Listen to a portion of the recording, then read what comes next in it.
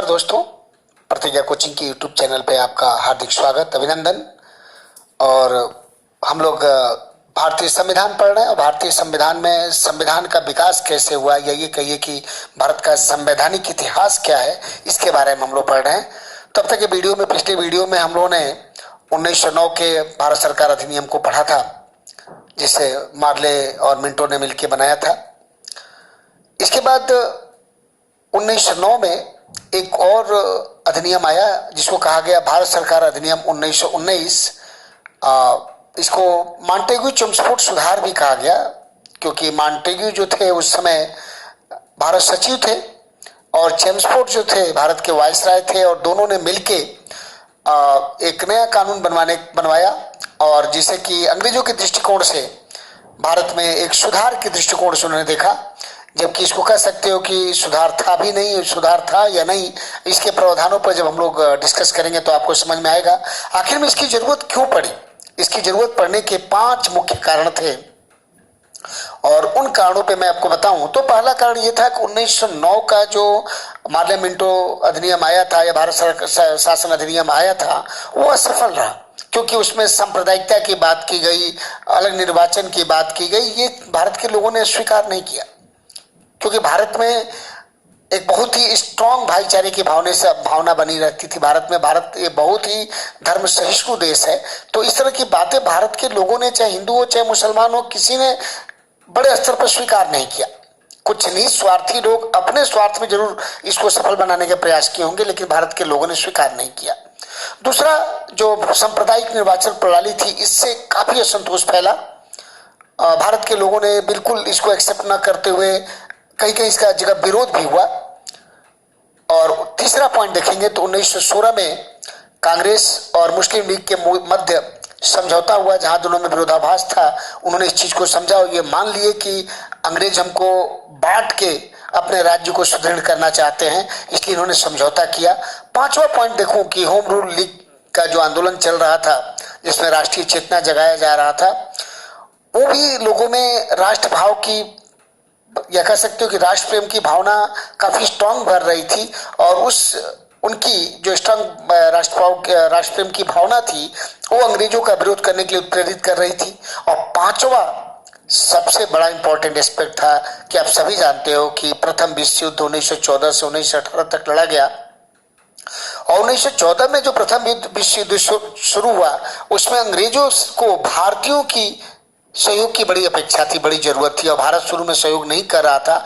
इसीलिए हुआ कि भाई कुछ ऐसा करो कि भारत के लोग खुले मन से हमें सपोर्ट करें, और इनके सपोर्ट से हम लोग इस विश्व युद्ध को जीतने में सफल हों। और इसी बात को लेके जो उस समय के, याद कर सकते हो कि तत्कालीन भारत सचिव थे मॉन्टेग्यू साहब, वो 20 अगस्त 1917 को ब्रिटिश सरकार के प्रस्तावित सुधारों की घोषणा किया, और इसको सर्वप्रथम उन्होंने पहली बार भारत में स्वशासन की, डोमिनियन की स्थिति प्रदान करने की बात की। मतलब भारत में के लोगों के द्वारा चुनी हुई सरकार के द्वारा ही शासन व्यवस्था हो, इसकी पहली बार उन्होंने एक, कह सकते हुए, टॉफी, एक चॉकलेट, एक लेमन जूस समझ लो आप, आजकल के जमाने में मोमो, दिखाया कि भारतीय इस पर आकर्षित होंगे। और इसी को लेके वे भारत आए, और भारत के वायसराय जो चेम्सफोर्ड साहब थे उनसे, और भारत के जो नेता थे कांग्रेस और मुस्लिम लीग के, उनसे चर्चा किया। और चर्चा करने के बाद उन्होंने अपना एक रिपोर्ट ले जाके ब्रिटिश संसद में पेश किया, और उसके बाद वहां पे एक नया कानून बन के आया, और उस नए कानून का नाम पड़ा भारत शासन अधिनियम 1919। और चूंकि चेम्सफोर्ड और मॉन्टेग्यू साहब ने इसको बनाने में महत्वपूर्ण भूमिका निभाई, और उन्होंने इसका नाम दिया कि हम सुधार कर रहे हैं, जिससे कि भारतीयों के बीच में जो असंतोष है उसको समाप्त कर सकें, तो इसलिए इसे मॉन्टेग्यू चेम्सफोर्ड सुधार भी कहा जाता है। अब हम इस अधिनियम के बारे में बात करें तो इसके प्रमुख प्रावधान क्या हैं, उस पर बात करने जा रहे हैं।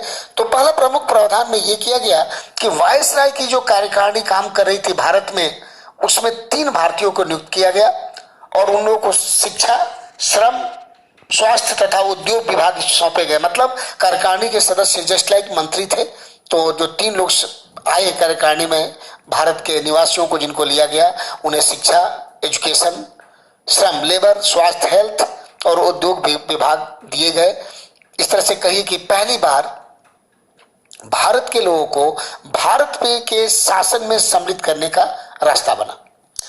अगले पॉइंट में आप देखेंगे कि केंद्र में द्विसदनीय व्यवस्था स्थापित की गई, बाई कैमरल। जो आज हमारा जो सदन है या हमारा जो संसद है द्विसदनीय है, जिसे लोकसभा और राज्यसभा, ये दोनों ही दो सदन है हमारे संसद के, जिसके कारण आज भी ये बात आती है कि हमारा सदन कैसा है या हमारा संसद कैसा है, तो द्विसदनीय, अंग्रेजी में इसको कहते हैं बाई कैमरल है।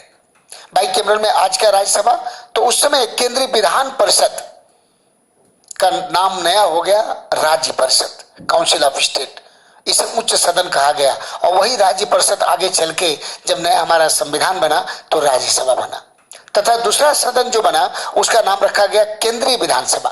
क्यों केंद्रीय विधानसभा?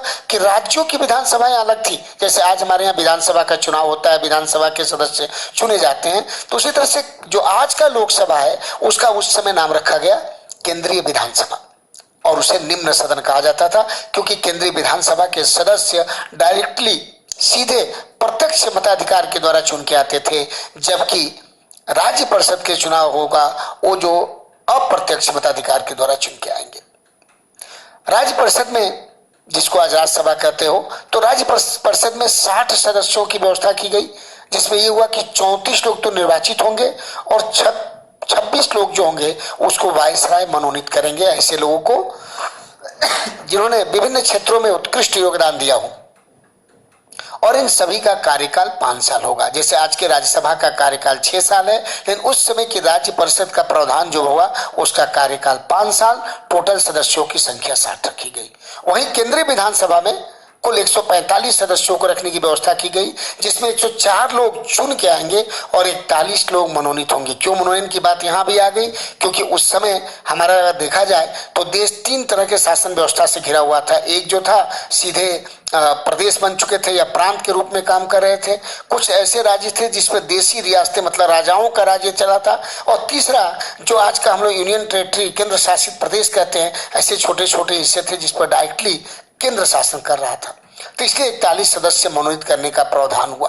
अब इसमें एक देखिए खेल खेला उन्होंने यहाँ पे कि जो 104 लोग निर्वाचित होंगे उसमें से 32 लोग सांप्रदायिक क्षेत्रों से, जिसमें से 30 मुसलमान और 2 सिख, 32 लोग को संप्रदाय के नाम पे, धर्म के नाम पे अलग से रिजर्व कॉन्स्टिट्यूंसी से चुन के लाने का प्रयास किया गया।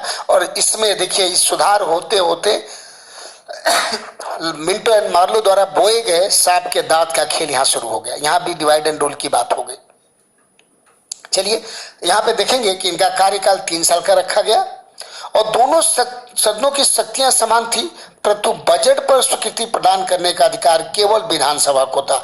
ये भी बात ध्यान दीजिएगा कि जैसे आज के डेट में भी बजट पर एकाधिकार होता है लोकसभा का, तो उस समय ये विधानसभा के पास था, केंद्रीय विधानसभा के पास। तो आपने देखा कि संवैधानिक विकास या इतिहास की बात कहूं तो 1909 से 2 चीजें आपके सामने आ गई, संसद 2 सदन होगा और बजट पे अधिकार निम्न सदन का होगा। ये 2 चीजें देखिए विकसित हो रही कहां से? 1919 से विकसित होके हमारे नए संविधान में आएंगी। अगले पॉइंट पे आप देखेंगे कि उसमें दिया जाता है कि देश में पहली बार प्रत्यक्ष निर्वाचन प्रणाली अपनाई गई। हालांकि मताधिकार सीमित था।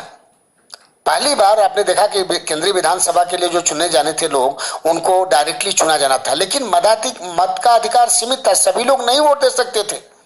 कौन वोट दे सकता था?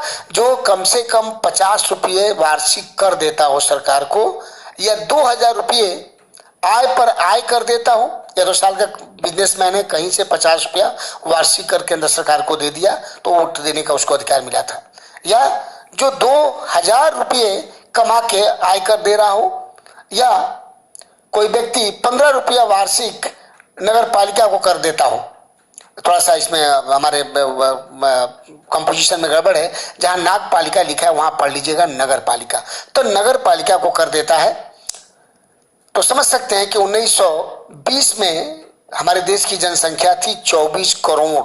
ध्यान दीजिएगा इस बात पर, हमारे देश की जनसंख्या थी 24 करोड़, जबकि वोट देने का अधिकार सिर्फ 9 करोड़ को लोगों को था। मतलब मतदाता कितने? 9 करोड़, जनसंख्या कितना? 24 करोड़। तो यहाँ पे कह सकते हैं कि प्रत्यक्ष निर्वाचन प्रणाली जो आज चल रही है ये भी एक नई डेवलपमेंट थी, लेकिन सीमित थी, सबके पास मत देने का अधिकार नहीं था। अगले पॉइंट में प्रशासनिक विषयों को दो सूचियों में, केंद्रीय सूची और राज्य सूची में बांट दिया गया। अभी आज के डेट में हम 3 सूची लेकर चल रहे हैं, उस समय 2 सूचियों में बांटा गया। रक्षा, विदेश, मुद्रा, मतलब आज का फिनांस केंद्रीय सूची में रखा गया, जबकि कानून व्यवस्था, स्वास्थ्य, शिक्षा, कृषि को राज्य की सूची में रखा गया। तो आप देखेंगे कि आज का वहां 2 सूची की बात हुई, आज हम 3 सूची लेकर चल रहे हैं।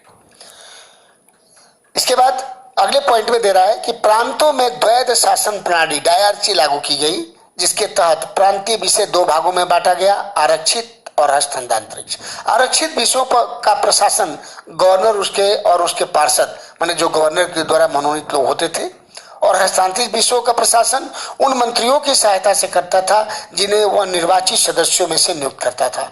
मतलब प्रांतों की शासन प्रणाली 2 तरह कर दिया। एक तो मनोनीत सदस्यों को कुछ हिस्सों में काम करने के लिए दिया गया, और कुछ लोग जो राज्य विधानसभा के लिए चुन के आते थे उनमें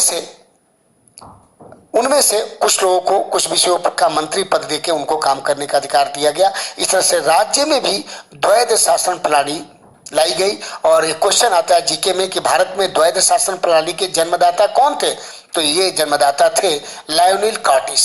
लायोनील कार्टिस को नोट कर लीजिएगा कि भारत में द्वैध शासन प्रणाली के जन्मदाता लायोनील कार्टिस। ठीक है दोस्तों, फिर हम अगले पॉइंट की बात करेंगे कि केंद्रीय विधान मंडलों के सदस्यों को प्रस्ताव अथवा स्थगन प्रस्ताव रखने की अनुमति दी गई, ताकि किसी महत्वपूर्ण विषय पर तुरंत विचार किया जा सके। आज जो हम लोग स्थगन प्रस्ताव रख के कोई इंपॉर्टेंट इश्यू अचानक हो जाए, जैसे मान लीजिए आज के डेट में मजदूरों को लेकर भगदड़ मची हुई है, और इस समय अगर हमारा लोकसभा चाहे राज्यसभा चल रहा हो और कोई सदस्य इसको लाना चाहे तो स्थगन प्रस्ताव डाल सकता है अध्यक्ष के सामने कि भाई एक बहुत इंपॉर्टेंट विषय आ गया है, बाकी को रोकिए, स्थगित कीजिए और इस विषय पर चर्चा कराइए। तो स्थगन प्रस्ताव जो आज हम यूज कर रहे हैं, इसकी शुरुआत 1919 के इस अधिनियम में आ गया। एक और बड़ा काम हुआ कि भारत सचिव की नियुक्ति होने के बाद से 1793 से ही उसका जो खर्च होता था, उसकी सैलरी, उसके भत्ते, वो सबके सब भारत से जो कमाई के राजस्व जाता था, भारत में जो टैक्स कलेक्शन होता था उससे दिया जाता था। तो यहाँ पे जनता का बड़ा विरोध था कि भाई वो ब्रिटेन में बैठा, उसकी तनख्वाह हम क्यों दें। कांग्रेस चाहे भारत की तमाम पार्टियों ने इसका विरोध किया, तो इसमें यह डाला गया कि ओके, अब भारत सचिव का खर्चा भारत के राजस्व से नहीं जाएगा, बल्कि इसका जो खर्चा होगा या इसका जो पेमेंट होगा, इसकी जो भी इसके ऊपर लायबिलिटी बनती है, वो अब ब्रिटिश राजस्व से दिया जाएगा। तो एक बड़ा चेंजेस कर सकते हैं कि भारत सचिव का खर्चा भारत के खर्चे से हटके ब्रिटेन के हाथ में दे दिया गया। एक और बात हुई कि भारत परिषद के सदस्यों की संख्या कम कर दी गई, क्योंकि 15 लोगों का पेमेंट करना पड़ता था। तो कहा गया कि नहीं, 15 बहुत है, 8 से 12 के बीच में रखा जाए, जितनी जरूरत हो उतने लोग रहेंगे, ज्यादा नहीं। इसके द्वारा खर्चा घटाने का प्रयास किया गया। दूसरा, भारत सचिव की सहायता के लिए एक हाई कमिश्नर की नियुक्ति कर दी गई, जिससे भारत सचिव को कार्य करने में आसानी होगी और बेहतरी से काम कर सकते हैं। तो हाई कमिश्नर कॉन्सेप्ट की भी यहाँ शुरुआत हुई, जो आज हम लोग राजदूत कहते हैं, लेकिन उस समय राजदूत नहीं थे। एक हाई कमिश्नर एक इनके सहयोगी के रूप में कार्य करने वाले पदाधिकारी थे। इसके अलावा और इसमें एक बड़ा इंपॉर्टेंट प्रावधान है कि भारत में एक लोक सेवा आयोग के गठन का प्रावधान किया गया। माने भारत में जैसे आज जो आप यूनियन पब्लिक सर्विस कमीशन की बात करते हो, चाहे यूपीएससी की बात करते हो, चाहे यूपीपीसीएस की बात, पीएससी की बात करते हैं हम लोग, तो भारत में क्लास 1 अधिकारियों के लिए, भारत सरकार के अधिकारियों की नियुक्ति के लिए एक लोक सेवा आयोग का गठन किया गया। पहले इसका नाम था लोक सेवा आयोग, बाद में इसका नाम चेंज करके संघ लोक सेवा आयोग किया गया या यूनियन पब्लिक सर्विस कमीशन किया गया। तो एक 19 के में डेवलपमेंट हुआ कि एक लोक सेवा आयोग का गठन का प्रस्ताव आया। तो कभी कभी आप लोग परीक्षा में क्वेश्चन आ जाता है कि ब्रिटिश भारत में लोक सेवा आयोग के गठन की प्रक्रिया किस अधिनियम में आई, तो इसको आप याद कर लीजिएगा, 1919 के भारत शासन अधिनियम में यह आया। इसके अलावा भारत सचिव को भारत में एक महालेखा परीक्षक की नियुक्ति करने का अधिकार दिया गया। आज जो हम लोग कहते हैं ना, भारत के महालेखा परीक्षक, controller and auditor general of India, ये बात आती है ना, तो भारत के महालेखा परीक्षक की जो आज हम कॉन्सेप्ट लेकर चलते हैं, यह कह सकते हैं कि भारत सरकार में कार्य करने वाला संवैधानिक पद पर बैठा हुआ एक बहुत ही पावरफुल या कह सकते हो एक सर्वोच्च पावरफुल अधिकारी होता है हमारा महालेखा परीक्षक, क्योंकि उसकी नियुक्ति करने का अधिकार तो सरकार के पास है, तो उसको हटाने का अधिकार राष्ट्रपति के पास भी नहीं है। उसको हटाने के लिए महाभियोग इम्पीचमेंट के द्वारा हटाया जा सकता है। तो देखिए, एक तो महालेखा परीक्षक की नियुक्ति का अधिकार मिल गया भारत सचिव को। एक व्यक्ति भारत में ऐसा नियुक्त करेगा जो टोटल भारत में होने वाले राजस्व के आमदनी और खर्चे और जो प्लानिंग है उसको चेक करेंगे कि कहीं कोई गलत खर्च तो नहीं किया जा रहा है। तो इस तरह से हमने 1919 के भारत शासन अधिनियम को आपको बताया। लास्ट में समअप करते हुए मैं इतना ही कहूंगा कि भारत शासन अधिनियम 1919 में बस मेन बात ये रही कि 5 चैलेंजेस ने मुख्य रूप से बाध्य किया कि नया कानून लाया जाए, और उन चैलेंजों को मैंने आपको बताया बखूबी कि भारत में जो सांप्रदायिक निर्वाचन की स्थिति थी, होम रूल की बात थी, कांग्रेस और मुस्लिम लीग की समझौते की बात थी, या प्रथम वर्ल्ड वार जो चल रहा था उसकी बाध्यता ने बाध्य किया लाने के लिए। और इसमें सुधार के नाम पे कई चीजें लाई गई, लेकिन आज के संवैधानिक विकास के लिए 4 चीजें आपके लिए बड़ी महत्वपूर्ण मुझे दिख रही है कि एक तो द्विसदनात्मक व्यवस्था की गई सदन की, दूसरी प्रत्यक्ष निर्वाचन प्रणाली लाई गई, लोक सेवा आयोग का गठन की बात किया गया, महालेखा परीक्षक को लाया गया। तो ये कुछ चीजें थी जो आज के लिए हमारे लिए बड़ी महत्वपूर्ण है। तो दोस्तों, आज के लिए इतना ही। धन्यवाद आपको। हमारे चैनल को सब्सक्राइब कीजिए, लाइक कीजिए, बेल आइकन दबाइए, और इसके आगे हम लोग अगले वीडियो में आपसे बात करेंगे। Thank you.